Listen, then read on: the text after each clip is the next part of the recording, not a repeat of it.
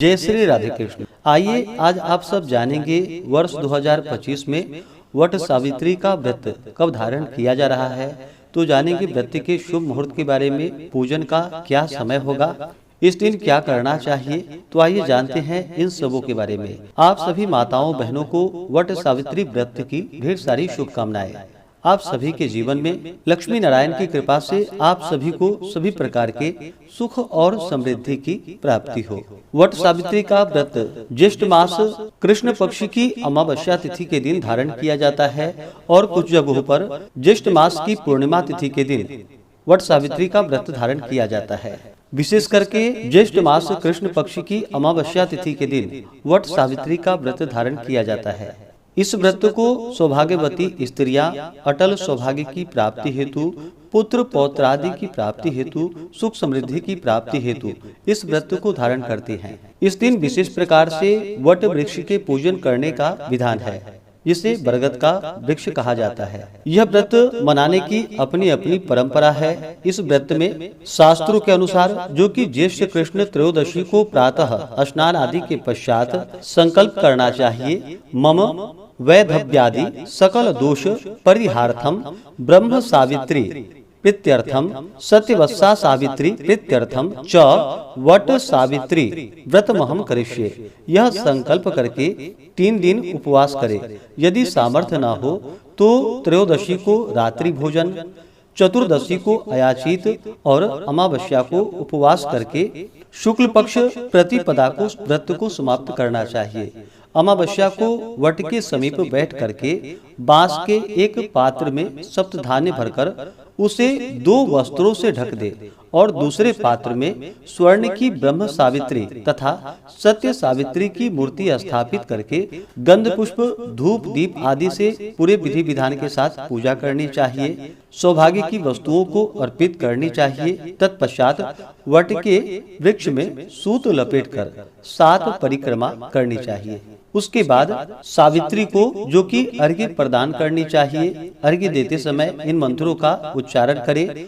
अवैधव्यम च सौभाग्यम देहि त्वं मम सुव्रते पुत्राण पुत्रांश सौख्यम च गृहाना अर्घ्यम नमोस्तुते। ऐसा कह करके सावित्री को अर्घ्य प्रदान करनी चाहिए। उसके बाद वट वृक्ष की प्रार्थना करनी चाहिए। वट सिंचामि ते मूलम शलिलैर मृतोपमय है यथा शाखा प्रशाखाभिर वृद्धोसि त्वं महीतले तथा पुत्रश्च पौत्रश्च संपन्नम कुरु माम सदा। इस प्रकार से वट वृक्ष की प्रार्थना करते हुए पुष्प अर्पित करनी चाहिए। इस व्रत को मनाने की अपनी अपनी परंपरा है, तो अपनी अपनी परंपराओं को मानते हुए व्रत को धारण करें। तो आइए जानते हैं वट सावित्री व्रत के शुभ मुहूर्त के बारे में। ज्येष्ठ मास कृष्ण पक्ष की अमावस्या तिथि प्रारंभ समय 26 मई 2025 दिन सोमवार दोपहर 12:14 और अमावस्या तिथि की जो समाप्ति है वह 27 मई 2025 दिन मंगलवार सुबह 8:33। तो पंचांगों के अनुसार इस बार वट सावित्री का व्रत 26 मई 2025 दिन सोमवार को पड़ रहा है। इस दिन वट सावित्री का व्रत धारण किया जाएगा।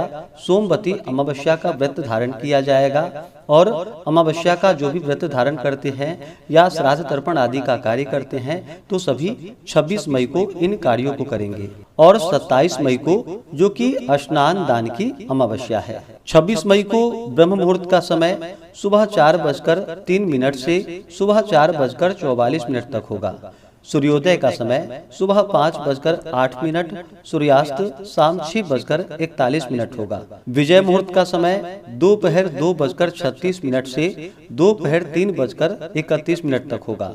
अमृत काल का समय सुबह 3:25 से अगले दिन सुबह 4:50 तक रहेगा। 26 मई को राहु काल का समय सुबह 6:50 से सुबह 8:32 तक होगा और 27 मई को राहु काल दोपहर 3:18 से शाम 5 बजे तक होगा। राहु काल समय के दौरान कोई भी शुभ कार्य या नया कार्य नहीं करना चाहिए, इस बात का ध्यान रखें। 26 और 27 मई को प्रातः काल पूजा का शुभ मुहूर्त सुबह 4:24 से सुबह 5:25 तक होगा। 26 मई को शुभ चौघड़िया मुहूर्त का जो समय है वह समय दोपहर 1:36 से शाम 7:59 तक होगा। विशेष पूजा का शुभ मुहूर्त 26 मई को वट सावित्री व्रत के लिए, जो कि दोपहर 1:36 से दोपहर 3:31 तक होगा। 27 मई को प्रातःकाल पूजा का शुभ मुहूर्त सुबह 4:24 से सुबह 5:25 तक होगा। ब्रह्म मुहूर्त का समय सुबह 4:04 से सुबह 4:45 तक होगा। 27 मई को सर्वार्थ सिद्धि योग बन रहा है। सुबह 5:25 से सुबह 5:32 तक होगा और द्वि पुष्कर योग भी बन रहा है, जो कि सुबह 5:02 से अगले दिन सुबह 5:25 तक होगा, जो कि बड़ा ही अच्छा सहयोग बन रहा है। इन योग में पूजन आदि का कार्य करना, दान पुण्यों के कार्य करने का विशेष महत्व माना गया है। व्रत का पारण 27 मई 2025 दिन मंगलवार को किया जाएगा। पारण का समय सुबह 5:50 से सुबह 7:50 तक होगा।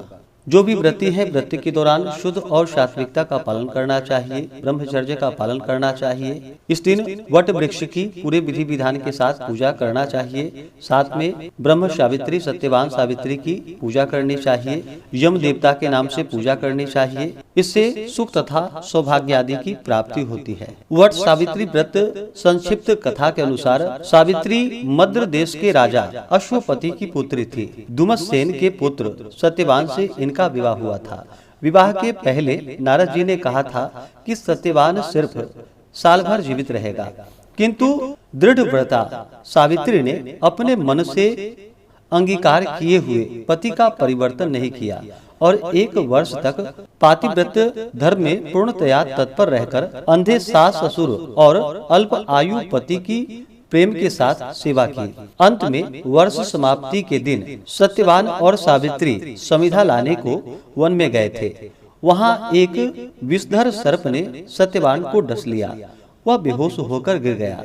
उसी अवस्था में यमराज आए और सत्यवान के सूक्ष्म शरीर को ले जाने लगे। फिर उन्होंने सती सावित्री की प्रार्थना से प्रसन्न होकर सत्यवान को सजीव कर दिया और उसे जीवन दान दिया और सावित्री को 100 पुत्र होने तथा अंधे सास ससुर को राज्य सहित दृष्टि प्राप्त होने का वर दिया। इस प्रकार से जो भी सच्ची श्रद्धा के साथ वट सावित्री का स्त्रियां व्रत धारण करती हैं, तो उन्हें सुख तथा सौभाग्य, पौत्र पुत्र आदि की प्राप्ति होती है।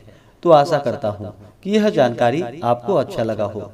इसी प्रकार से ज्ञानवर्धक जानकारियाँ प्राप्त करते रहने के लिए, व्रत पूजा के बारे में जानने के लिए, कथा को सुनने के लिए चैनल पे अगर आप पहली बार आए हैं तो चैनल को लाल बटन दबा करके सब्सक्राइब करें। साथ में बेल आइकन घंटी को दबाएं ताकि आने वाली वीडियो का नोटिफिकेशन आपको समय से मिलता रहे।